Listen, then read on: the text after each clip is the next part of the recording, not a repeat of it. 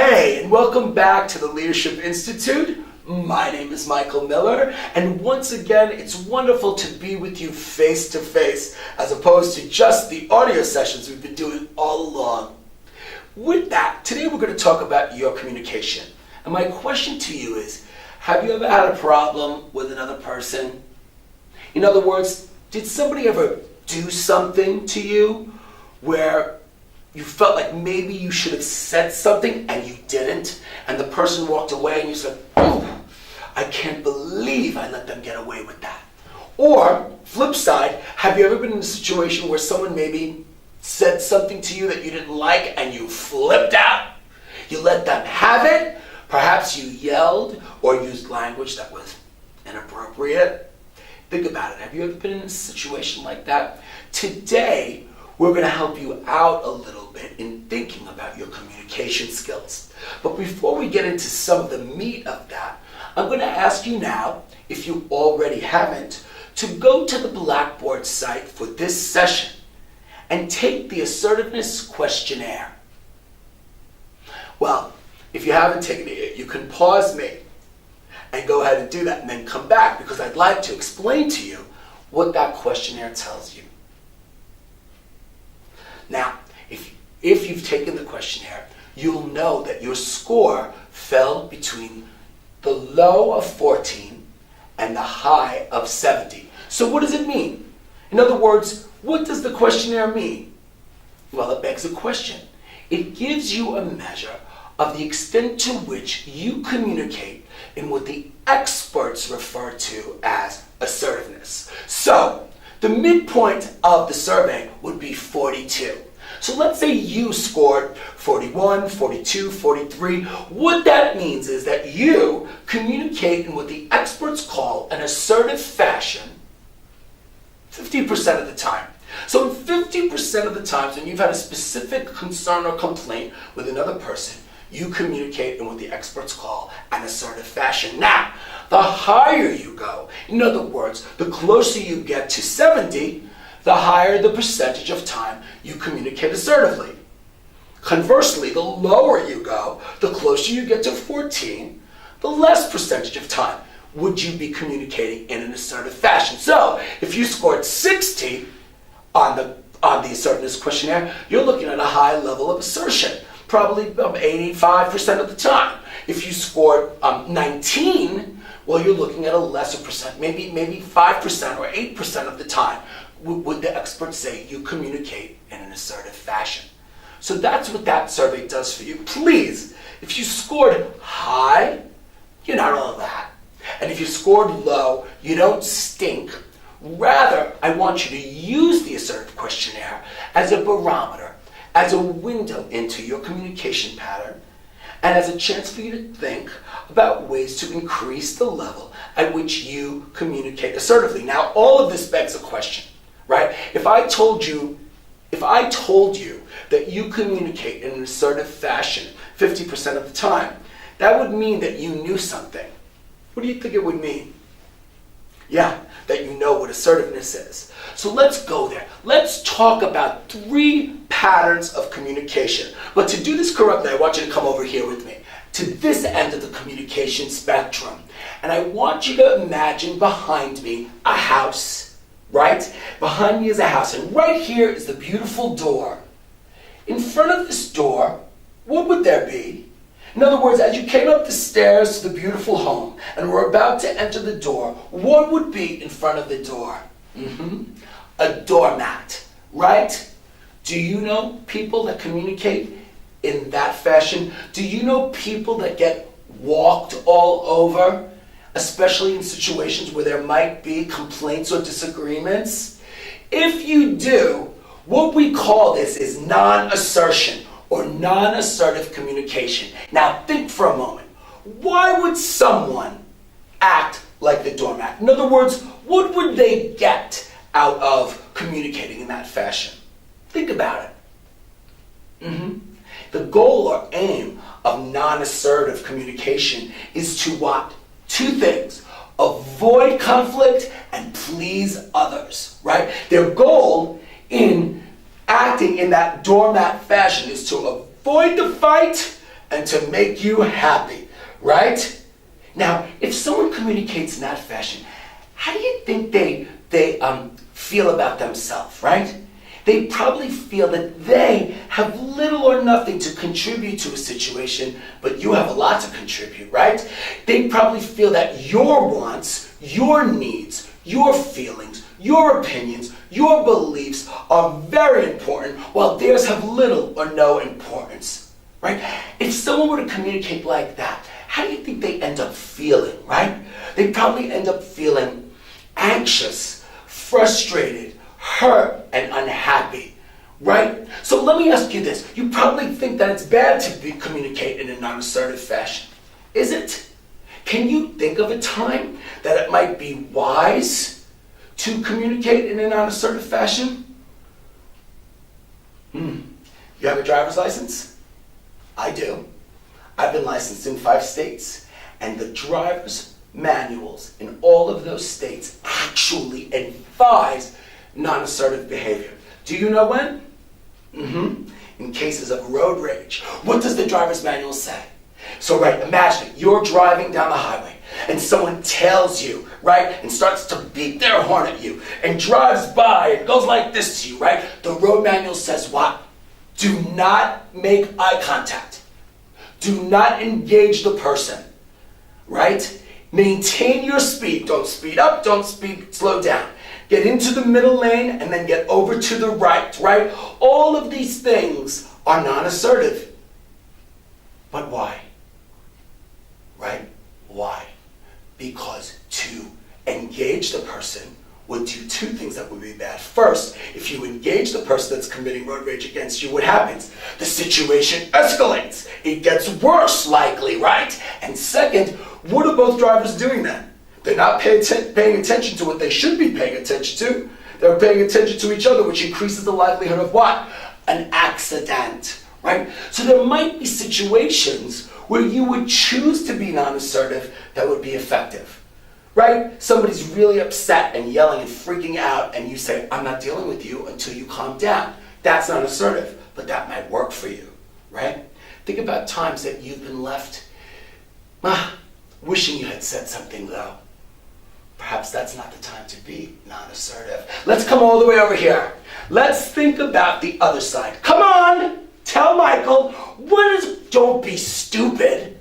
Wait, you don't know? What's wrong with you? Tell us right now, what is this pattern of communication called? I think you got it, right? It's called aggression, right? This is the other side of the communication spectrum, right? Someone who's aggressive in their communication. What do you think they're trying to get from that? In other words, if someone is aggressive, comes on strong with you, perhaps using foul language, what are they looking to get?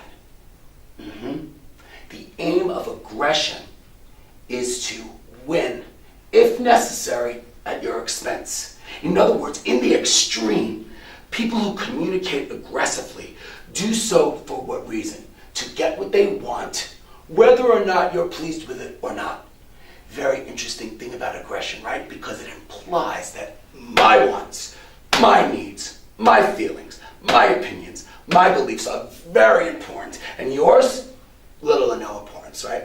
And that I have a lot to contribute to a given situation, and you, little or nothing to contribute, right? What are the tactics? What are the tactics an aggressive communicator would use with you? Use their body, right, to menace you. Body language, right? Foul gestures or foul language. Volume, loud, in your face, distance, right? All to get you to do the thing that they want you to do. To scare you or intimidate you into complying with their wishes. Unfortunately, in the extreme, it could even go to combining communication with physical violence, yes? Now, you probably think I'm also saying that aggression is bad. Yes or no? In other words, is there ever a time you might choose aggressive communication? You don't know? Well, let me ask you this. If your house were on fire, right? Your house is burning down, and you were sleeping through it, right? Would you want the firefighter to say, Excuse me? Excuse me? House is on fire. I'd like to come in and put it out. Would you want that? No.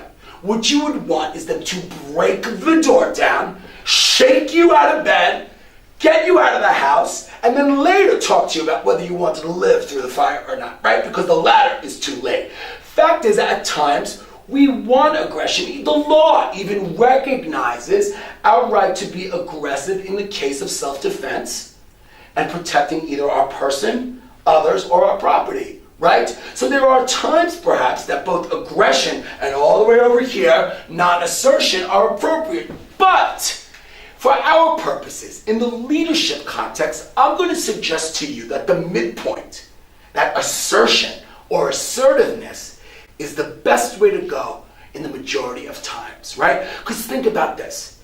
If you come to the center on this spectrum of communication, what would assertiveness tell us?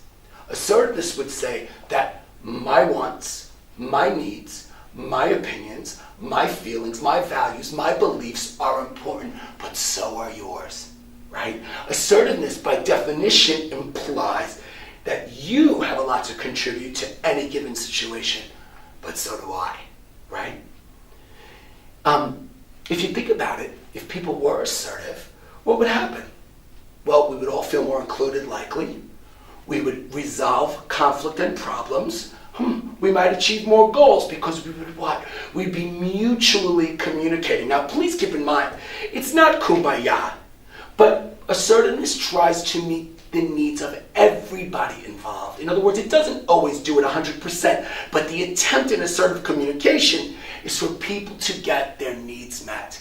And if you think about it in leadership situations, in the world of organizations, in the world of work, isn't that what we're looking to do? Get the needs met so that we can get the job done? How would you do that? If you actually tried to become an assertive person, meaning a person who protects their own needs while supporting others' needs, how do you think you would do it? What would the mechanics be? Now, you may have heard of a cartoon character named Homer Simpson. Do you know what he says frequently on the immortal cartoon The Simpsons? Dough! Right? Dough!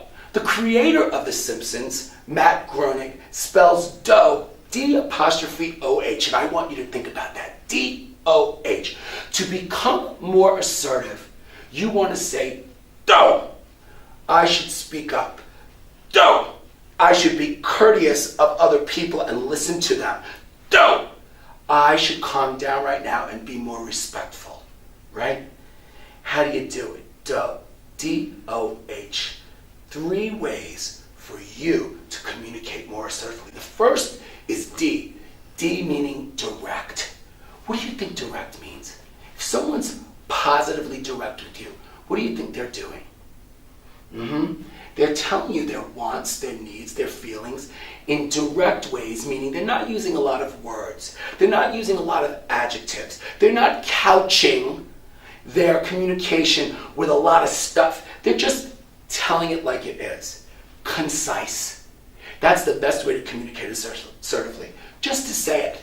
And by the way, a word to the wise. The research tells us that the words matter less than the appropriate direct emotion behind them. In other words, communication scholars argue anywhere between 70 to 90% of communications is nonverbal. So in other words, the exact words you use don't matter. So just get it out.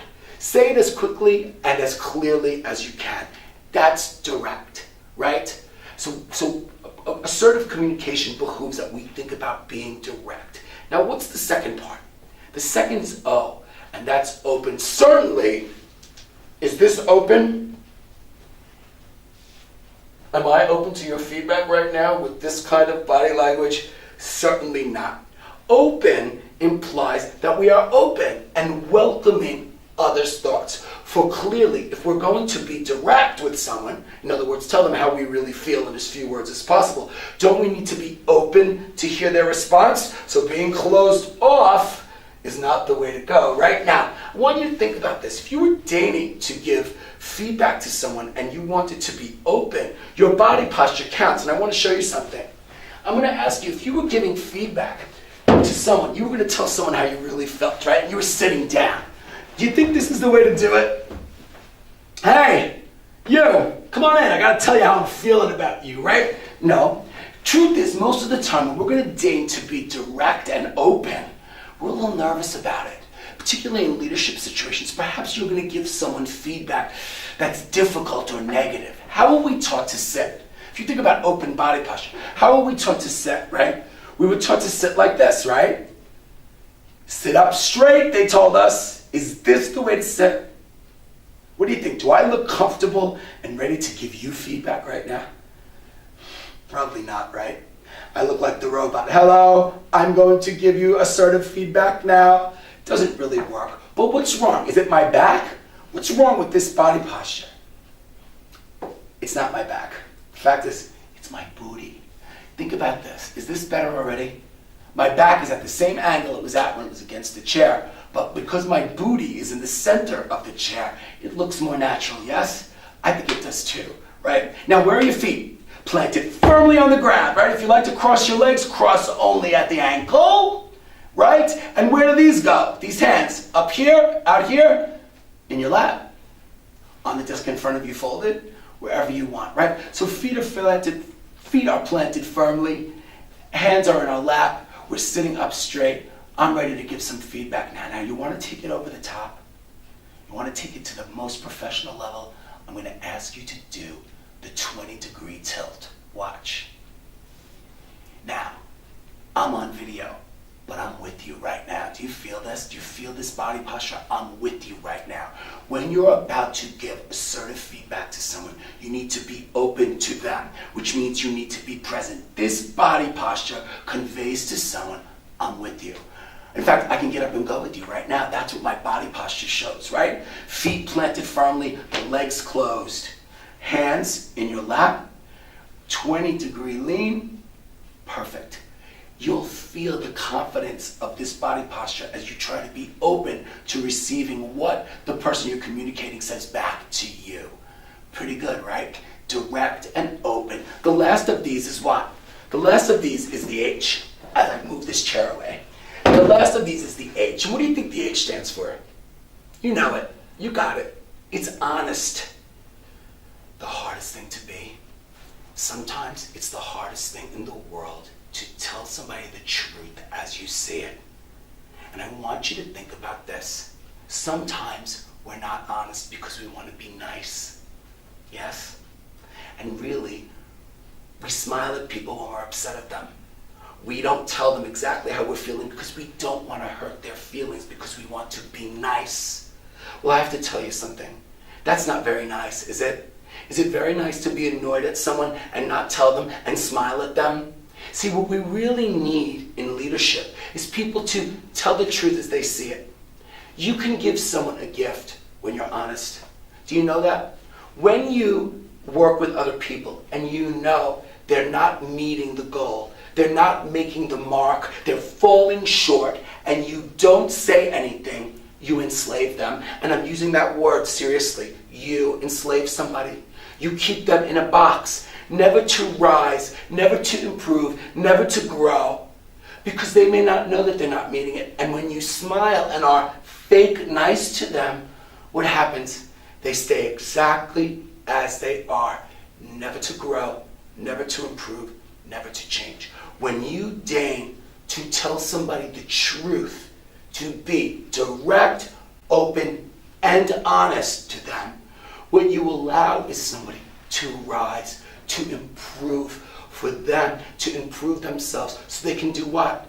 Be better at whatever it is they're doing, but also to meet your needs. And then you have a genuine relationship. Oh yes, direct, open, and honest leads to real relationships. And we're encouraging you today in the Leadership Institute to think about your communication skills. How close to assertive can you get it? Now, let's put this in context of strengths. Think about your signature themes in Strengths Finder. Is there any one of those top 5 that could help you find the presence to be direct, open, and honest? Let's use an example. How about empathy, right? If you're empathic, if one of your strengths is empathy, that means that you feel someone else's pain, right? You walk in their shoes, right? You can relate on that level to them. Well, what a great way to use empathy to think about this. If you were having a problem, wouldn't you want someone to tell you the truth and help you solve it? So you're being direct, open, and honest. If you have the empathy theme, that could be something that you draw from to give that feedback to another person in a truly assertive and caring way, right? So with that, I'd like to thank you for being part of the Leadership Institute today, and I wish you the best as you go out there to exercise your assertive skills. And I'll see you next time in the Leadership Institute.